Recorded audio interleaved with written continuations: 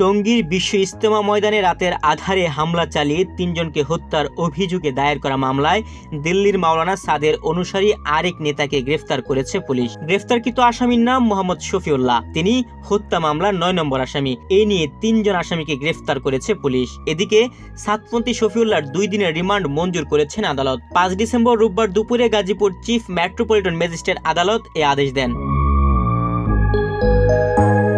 এ তথ্য নিশ্চিত করেছেন তাবলিগ জামায়াতের শুরাই নেজামের মিডিয়া সমন্বয়ক হাবিবুল্লাহ রায়হান।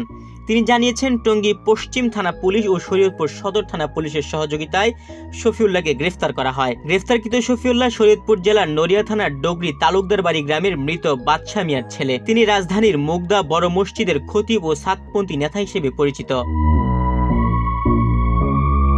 টঙ্গী পশ্চিম থানার ওসি ইস্কান্দার হাবিবুর রহমান বলেন, আসামি শফিউল্লাহকে শরীয়তপুর পালং থানার স্টেডিয়াম রোড এলাকা থেকে শনিবার রাত 9:15টায় গ্রেফতার করে টঙ্গী পশ্চিম থানা পুলিশ। একই মামলায় সাতপন্থী নেতা মুয়াজ বিন নূর ও জিয়া বিন কাশেম ইতিমধ্যে গ্রেফতার হয়ে কারাগারে আছেন।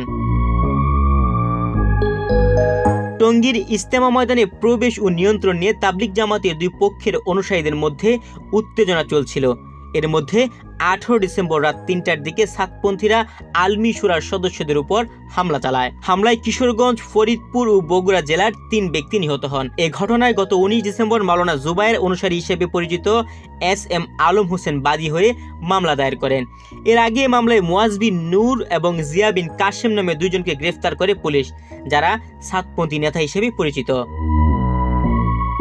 তুহিন ভুইয়া, বাংলাদেশ প্রতিদিন।